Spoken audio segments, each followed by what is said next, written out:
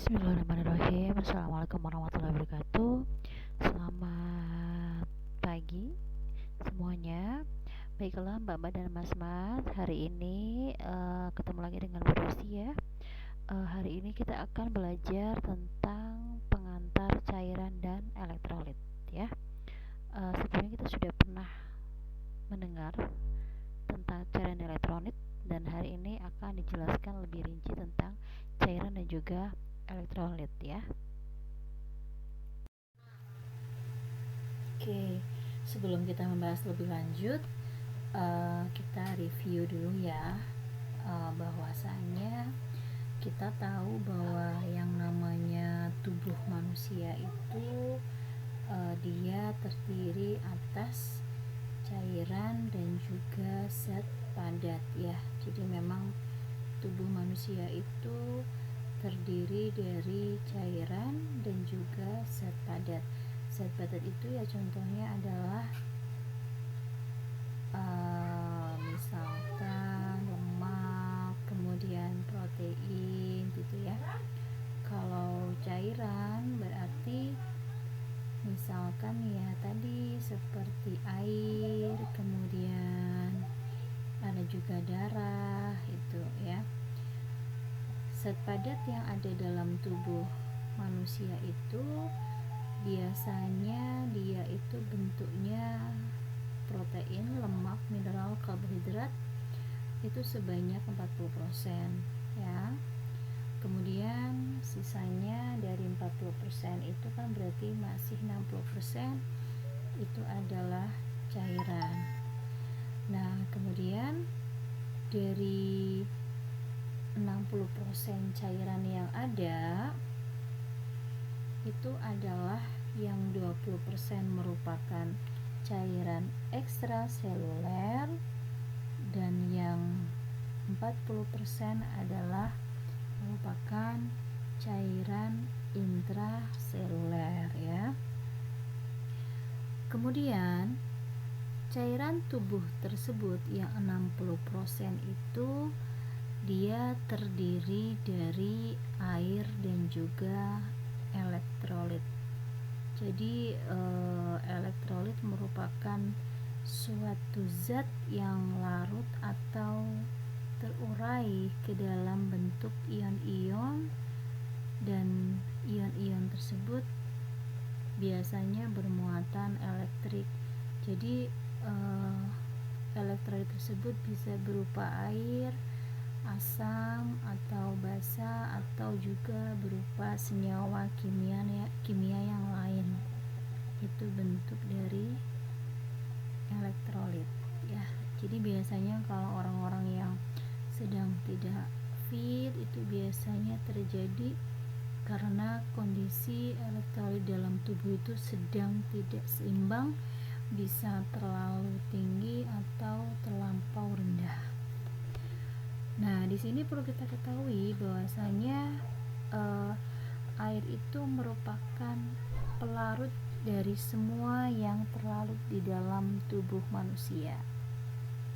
Kemudian air itu memang paling banyak pada laki-laki dewasa itu dia mengandung 60% air tubuhnya. Sedangkan kalau untuk perempuan itu adalah kira-kira 50%. Oleh karena itu biasanya kalau perempuan itu dia lebih banyak yang bagian padatnya daripada yang cair ya. Itu seperti itu. Makanya kan perempuan lebih banyak yang gampang gendut daripada yang langsing ya, karena memang 50% saja yang hanya terdiri dari cairan, sisanya adalah zat padat yang tadi protein, lemak, mineral, karbohidrat, kemudian material organik dan juga non organik gitu ya. Oke. Kemudian nah, ini komposisi tubuh manusia ya, tadi sudah saya jelaskan dari 60% adalah cairan, kemudian 40% adalah zat padat ya, baik itu laki-laki maupun perempuan, tetapi yang paling banyak adalah laki-laki, yaitu sekitar 60% untuk bagian airnya yang mengandung air ya. Jadi di sini sudah bisa terlihat komposisi tubuh manusia itu. Di sini gambarannya, misalkan ada suatu tubuh manusia itu, kalau kita misalkan dalam keadaan sehari-hari, kita misalkan melakukan aktivitas makan gitu ya. Jadi di sini kira-kira kalau kita minum itu menghasilkan memang 60%. Kemudian makanan itu 30% dan 10% itu untuk metabolisme. Itu berarti intake kita pada saat kita melakukan proses makan ya. Memang 60% itu adalah terdiri dari cairan, kemudian yang makanan 30% dan metabolisme adalah 10%. Untuk proses pada saat dikeluarkan atau pada saat proses pengeluaran itu adalah sekitar ada 2500 mili ya. Jadi yang 1500 mili itu adalah dia dikeluarkan dalam bentuk urin ya, urinnya tuh paling banyak sekitar 60%. Kemudian di sini untuk 28% itu atau sekitar 700 mili itu biasanya penguapan tak sadar lewat kulit dan juga paru-paru. Jadi kalau kita bernafas kadang-kadang kita mengeluarkan udara, cairan juga, atau kita bersin itu ya sekitar 28%. Kemudian lewat keringat itu sebesar 8% atau 200 mili. Kemudian cairan yang kita keluarkan lewat buang air besar adalah 4% atau kira-kira 100 ml itu ya. Jadi harapannya antara intake dan out itu harapannya sama, jadi nanti tidak akan terjadi timpang antara jumlah cairan yang masuk dengan jumlah cairan yang dikeluarkan. Nah, di sini ada sekilas prosentase komposisi cairan di dalam tubuh ya. Jadi ada manula 50%, kemudian orang dewasa 70 sampai dengan 80%, bayi itu 80%, kemudian fetus atau masih janin itu adalah 100%. Ini ada gambarnya ya. Ya, sekarang kita bahas untuk apa yang namanya cairan tubuh ya. Jadi yang dinamakan dengan cairan tubuh adalah larutan yang terdiri dari air, yaitu pelarut, dan juga zat tertentu yaitu sebagai zat pelarut. Di sini tadi sudah saya sampaikan bahwasannya tubuh manusia itu terdiri juga dari cairan, itu ada juga air dan juga elektrolit ya. Jadi di sini yang namanya elektrolit adalah zat kimia yang menghasilkan partikel-partikel bermuatan listrik dan yang disebut ion jika berada dalam larutan. Perlu kita ketahui yang namanya cairan tubuh itu ada dua, ada intraseluler, kemudian ada ekstraseluler. Apakah sebelumnya ada yang sudah tahu apa itu intraseluler dan juga apa itu ekstraseluler? Kelihatan dari nama itu sudah kelihatan ya, intra berarti di dalam sel, ekstra berarti di luar. Nah, nanti kita akan bahas satu persatu apa itu cairan intraseluler dan juga apa itu cairan ekstraseluler. intraseluler. Oke ya. Jadi kalau kita melihat sekilas, memang yang namanya cairan tubuh itu ada dua ya, ada intraseluler dan juga ekstraseluler. Itu.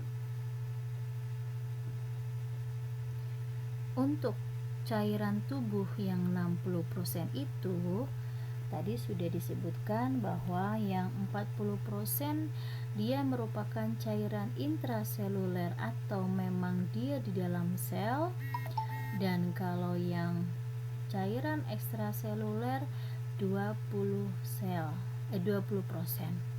Cairan intraseluler dan cairan ekstraseluler dipisahkan oleh yang namanya membran plasma. Jadi atau membran sel. Jadi yang namanya membran sel ini dia memisahkan sel dari lingkungan di luar dan inti sel. Jadi antara cairan intra dan ekstra itu dia dipisahkan oleh yang namanya membran sel. Untuk cairan intraseluler itu berarti di dalam sel ya. Kemudian kalau ekstraseluler berarti itu di luar sel. Untuk cairan ekstraseluler yang 20% itu dia terdiri dari cairan interstisial yaitu sebanyak 15% dan juga plasma darah sebanyak 5%.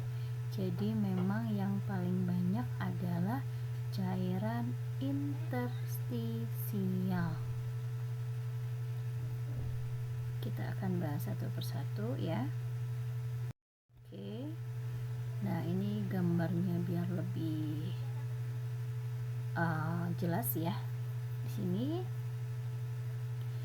intraseluler 40%, ekstraseluler adalah 20%, yang 15% cairan interstisial, yang 5% adalah plasma.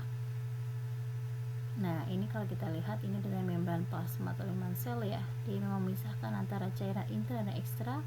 Kemudian di sini untuk plasma darah dia akan memberikan oksigen ke dalam cairan intraseluler. Kemudian dari cairan intraseluler dia akan mengeluarkan zat sisa atau CO2 ke dalam luar tubuh melalui dinding kapiler. Itu ya. Oke, kita akan bahas satu per satu.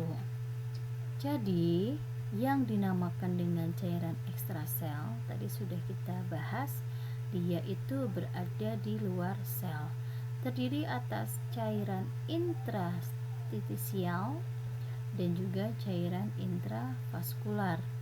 Untuk cairan interstisial itu dia mengisi ruangan yang berada di antara sebagian besar sel tubuh dan juga menyusun sebagian besar cairan tubuh. Sekitar 15% berat tubuh kita itu adalah merupakan cairan tubuh interstisial. Kemudian cairan intravaskuler sendiri itu terdiri dari plasma, bagian cairan limfe, kemudian darah yang mengandung suspensi leukosit, eritrosit, kemudian trombosit. Untuk plasma dia menyusun 5% dari berat tubuh manusia. Jadi betul ya, karena tadi persentase ekstrasel itu adalah 20%, yang 15 terdiri dari cairan interstisial dan yang 5% dia adalah terdiri dari plasma. Untuk cairan ekstraseluler ini dia memang terus bergerak di seluruh tubuh, kemudian dia juga bersirkulasi, berdifusi antara darah dan cairan jaringan tubuh yang lain melalui dinding kapiler. Tadi sudah dilihat gambarnya ya seperti itu. Untuk cairan intrasel di sini adalah cairan di dalam membran sel yang berisi substansi terlarut atau solut yang penting untuk keseimbangan cairan dan elektrolit serta untuk proses metabolisme. Cairan intrasel ini membentuk 40% berat tubuh. Kemudian pada cairan intraseluler, membran sel bagian luar memegang peranan penting dalam mengatur volume dan juga komposisi intraseluler. Jadi memang cairan itu sangat penting karena dia akan membentuk 40% berat tubuh. Oke, jadi sudah tahu ya perbedaan apa ya intraseluler dan juga ekstraseluler. Kemudian di sini ada distribusi cairan tubuh bergantung pada ukuran tubuh. Dewasa berarti kita ya, itu berarti 60 sampai dengan 70%. Anak-anak itu 60 sampai 77%. Infant atau bayi itu sebanyak 77% sampai dengan 80%. Embrio 97 sampai dengan 100%. Manula 40 sampai dengan 50%. Jadi kalau semakin usianya semakin tua, maka cairan tubuh dalam badan kita akan berkurang, sehingga kadang-kadang kita melihat orang tua itu kulitnya keriput karena memang dia di struktur tubuhnya sudah berkurang. Di sini ada beberapa fungsi dari cairan tubuh ya. Jadi memang tubuh itu atau cairan itu punya fungsi sendiri-sendiri ya. Fungsi yang pertama adalah dia berperan dalam proses pengaturan suhu tubuh ya. Kemarin kita sudah belajar suhu tubuh. Jadi kemarin sebagai contohnya kan, apabila dia demam atau panas, maka dia akan kompensasinya tubuhnya akan mengeluarkan keringat itu ya. Kemudian berfungsi sebagai fungsi pelumasan, jelas karena cairan tadi intraseluler itu kan membentuk 40% bentuk tubuh. Kemudian sebagai pelarut, transportasi berbagai unsur nutrisi dan juga elektrolit, betul, karena cairan itu adalah sebagai pelarut yang melarutkan. Kemudian sebagai media terjadinya berbagai reaksi dalam tubuh dalam proses metabolisme dan juga performa kerja fisik. Jadi kelihatan sekali kalau misalkan kita kekurangan cairan di dalam tubuh kita, pasti kita akan merasakan letih, lemah, kemudian tidak bisa beraktivitas ya, kemudian kita juga lemas. Tuh, berarti memang betul bahwa salah satu fungsi cairan tubuh adalah sebagai performa kerja fisik seorang manusia. Kemudian di sini keseimbangan cairan tubuh itu dihitung dari keseimbangan antara jumlah cairan yang masuk dan juga jumlah cairan yang keluar. Jadi harapannya setiap orang itu harus seimbang antara cairan yang masuk dan juga cairan yang keluar. Untuk asupan pada kondisi normal itu normalnya adalah 2500 cc per hari. Tadi kalau Anda lihat di gambar sebelumnya, harus sama antara intake dan juga outtake-nya. 2500 ml itu sama dengan 2500 cc. Kemudian asupan cairan dapat berlangsung berupa cairan dan ditambah dari makanan lain. Jadi misalkan minum, kemudian atau jus, atau juga Anda makan sayur, itu termasuk cairan. Kemudian pengaturan mekanisme keseimbangan cairan ini menggunakan mekanisme haus. Jadi misalkan di sini kalau Anda pengen minum itu kan karena haus. Oleh karena itu pada saat proses orang itu minum, karena di dalam hipotalamusnya itu dia kasih perintah bahwa saya haus, sehingga saya harus minum ya. Karena kalau apabila Anda tidak melakukan hal tersebut, misalkan pusat pengatur haus itu kan adalah di hipotalamus di otak kita, tetapi Anda tidak memberikan cairan ke dalam tubuhmu, maka bagaimana akibatnya? Kalau misalkan Anda sedang bersalin, bisa saja terjadi perdarahan. Kemudian curah jantungnya menurun karena tadi apa? Salah satu bagian cairan adalah plasma. Kemudian karena terjadinya tidak ada proses pelarut dan juga proses metabolisme karena cairannya kurang, maka terjadi penurunan tekanan darah. Biasanya Anda mengalami pusing seperti itu, ya. Oleh karena itu, kalau misalkan Anda menolong orang yang perdarahan, pasti salah satu cara untuk langsung dilakukan adalah harus rehidrasi dulu, yaitu pasien akan diberikan infus. Itu ya, sebagai contoh seperti itu. Kemudian yang berikutnya adalah pengeluaran. Pengeluaran di sini adalah seharusnya bisa mengimbangi input, yaitu kalau pada kondisi normal kira-kira 2300. Biasanya pengeluaran yang paling banyak adalah dari hasil ekskresi ginjal yang berupa urin sebanyak 1500 cc per hari. Jadi normalnya itu Anda harus BAK itu setiap harinya 1500 cc. Berarti dengan kata lain, apabila Anda wajib BAK 1500 cc, berarti Anda harus minum juga sebanyak 1500 cc karena untuk mengimbangi input dan juga outputnya. Memang betul bahwa hal ini sangat dihubungkan dengan banyaknya asupan air melalui mulut. Kemudian kalau pengeluaran air itu melalui ginjal, itu bisa diukur ya dengan pengeluaran urin. Terus bisa juga dikeluarkan melalui kulit, yaitu berupa keringat, dan juga lewat saluran pencernaan, yaitu feses. Pasti biasanya kalau Anda BAB kan pasti disertai atau dibarengi dengan BAK atau ada cairan yang keluar pada saat kita BAB gitu ya.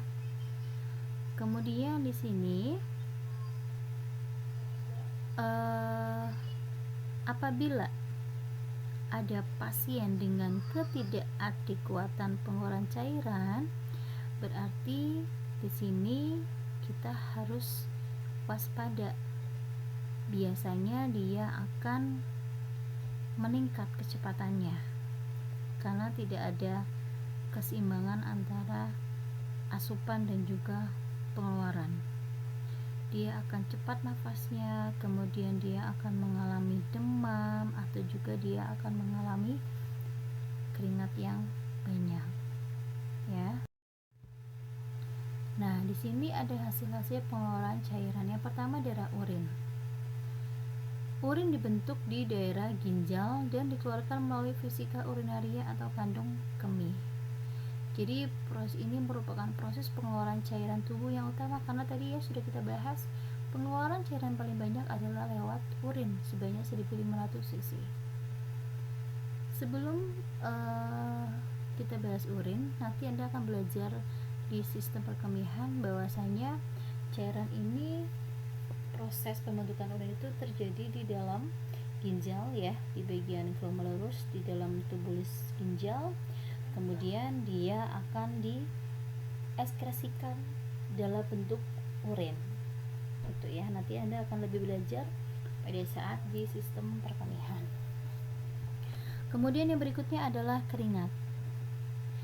Keringat ini terbentuk bila tubuh menjadi panas akibat pengaruh suhu yang panas. Kemarin kalau Anda ingat pada kita belajar suhu, pasti pada saat suhu tubuh meningkat, maka kompensasinya adalah akan terjadi namanya proses vasodilatasi atau pelebaran pembuluh darah, sehingga panasnya keluar dari dalam tubuh dan kompensasinya adalah keluar keringat. Keringat ini biasanya mengandung garam, urea, laktat, dan juga ion kalium. maka biasanya keringat itu kalau mau dirasakan itu memang agak asin ya, karena dia mengandung garam. Tetapi banyaknya keringat itu akan mempengaruhi kadar natrium di dalam plasma ya, nanti akan kita bahas untuk elektrolit. Kemudian yang berikutnya adalah feses. Feses yang kita keluarkan dari dalam tubuh itu memang mengandung air dan sisanya berbentuk padat. Tetapi pengeluaran air melalui feses itu jumlahnya sedikit, lebih sedikit daripada dalam bentuk urin. Ya. Apabila di dalam feses keluar cairan berlebihan, maka akan terjadi yang namanya diare. Kalau diare terus-menerus, maka tubuh akan mengalami dehidrasi atau nanti bisa menjadi lemas. Biasanya kalau kita mau BAB itu, cairan yang keluar melalui feses itu kira-kira hanya 100 ml per hari, itu normalnya. Tapi kalau sudah lebih dari 100 ml, maka Anda akan kehilangan banyak cairan dan juga elektrolit yang ada melalui feses, maka tubuh Anda akan merasa lemas dan juga timbul yang namanya dehidrasi seperti itu ya. Kemudian di sini kita akan bahas secara khusus, dalam arti berarti ada yang namanya elektrolit ya. Tadi di depan kita sudah bahas elektrolit. Ini ada beberapa elektrolit yang akan kita bahas. Ada natrium, ada kalsium, ada bikarbonat, ada magnesium, ada kalium, ada fosfat, dan juga ada klorida. Yang pertama adalah yang namanya natrium. Natrium merupakan kation paling banyak di dalam cairan ekstrasel. Natrium ini mempengaruhi keseimbangan air, hantaran impuls saraf, dan juga kontraksi otot. Ion natrium ini didapat dari saluran pencernaan, makanan, atau minuman masuk ke dalam cairan ekstrasel melalui proses difusi. Tadi difusi masih ingat ya?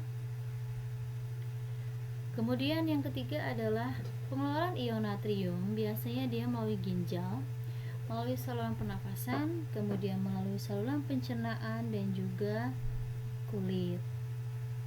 Pengaturannya berarti dilakukan oleh ginjal.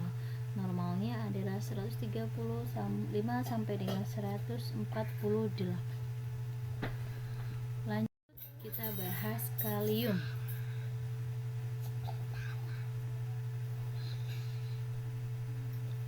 Untuk kalium merupakan kation utama cairan intrasel. Dia berfungsi sebagai excitability neuromuskular, jadi dia berfungsi pada saraf dan juga kontraksi otot. Kalium diperlukan dalam pembentukan glikogen, sintesa protein, berarti kita bahas tentang pembentukan energi. Kemudian berfungsi juga pada saat untuk pengaturan keseimbangan asam dan basa, karena ion kalsium ini dapat juga menjadi ion hidrogen. Kalium biasanya akan diperoleh melalui makanan seperti daging, buah-buahan, dan juga sayur-sayuran. Kemudian kalium ini nanti dikeluarkan melalui ginjal, keringat, dan juga saluran pencernaan. Pengaturan kalium ini dipengaruhi oleh perubahan ion kalium di dalam cairan ekstrasel ya. Kemudian berikutnya adalah yang ada yang namanya kalsium. Kalsium merupakan ion yang paling banyak dalam tubuh. Dia berfungsi atau berguna untuk integritas kulit dan juga struktur sel, kemudian konduksi jantung, pada proses pembukaan darah, serta pembentukan tulang dan gigi. Untuk kalsium ini diatur oleh yang namanya kelenjar paratiroid dan juga kelenjar tiroid pada saat proses metabolisme. Kemudian di sini hormon paratiroid sendiri itu dia bertugas untuk mengabsorpsi kalsium melalui saluran pencernaan atau gastrointestinal dan dia akan disekresi melalui ginjal. Kalsium ini diperoleh dari absorpsi usus dan juga reabsorpsi tulang, dan dia nanti akan dikeluarkan melalui ginjal, kadang-kadang akan dikeluarkan juga melalui keringat, serta disimpan dalam tulang. Berikutnya kita akan bahas tentang magnesium. Magnesium merupakan kation terbanyak kedua pada cairan intersel. Kemudian elektrolit ini sangat penting untuk aktivitas enzim, kemudian untuk aktivitas muskular atau otot. Sumber magnesium didapatkan dari makanan seperti sayuran hijau, daging, dan juga ikan. Kemudian normalnya sekitar 1,5 sampai dengan 2,5 untuk nilai normal jumlahnya di dalam cairan intersel. Berikutnya adalah ada yang namanya klorida. Klorida ini merupakan terdapat pada cairan ekstrasel dan juga intrasel. Dia berperan dalam proses osmolaritas serum dan juga volume darah, kemudian berperan juga dalam regulasi atau pengaturan asam basa, berperan juga dalam buffer, pada Anda masih ingat ini sistem buffer, pertukaran oksigen, dan juga karbon dioksida dalam sel darah merah. Klorida ini disekresi dan juga diabsorpsi bersama natrium di dalam ginjal, dan pengaturannya oleh hormon aldosteron. Kemudian yang berikutnya adalah ada yang namanya bikarbonat. Bikarbonat merupakan buffer kimia utama dalam tubuh dan terdapat pada cairan ekstrasel dan juga intrasel. Fungsi utamanya adalah dalam regulasi keseimbangan asam dan basa. Sekresinya diatur oleh ginjal. Yang berikutnya ada namanya fosfat. Fosfat merupakan anion buffer dalam cairan intrasel dan juga ekstrasel. Di sini fungsinya adalah untuk meningkatkan kegiatan neuromuskular, berarti untuk syaraf, metabolisme karbohidrat, dan juga pengaturan asam dan basa. Pengaturan fosfat di dalam tubuh diatur oleh yang namanya hormon paratiroid. Nah, ini ada nilai-nilai normalnya ya. Nilai normalnya bisa Anda baca di sini. Ada potasium, sodium, kalsium, magnesium, fosfat, kemudian klorida, dan juga bikarbonat. Ini ada nilai normal dalam tubuh. Nah, ini ada beberapa contoh gambar ya, gambar kalau kita melihat di pasaran gitu ya. Jadi kalau seperti ini, kalsium itu ya berarti bisa dapat di tulang, kemudian ada namanya magnesium, ada juga yang namanya klorida gitu ya. Baik, untuk materi saya sudah selesai. Semoga Anda sudah bisa memahami apa yang saya sampaikan. Apabila ada yang belum jelas, silakan didiskusikan di forum. Terima kasih, selamat belajar. Semoga berhasil dalam mengerjakan kuisnya. Assalamualaikum warahmatullahi wabarakatuh.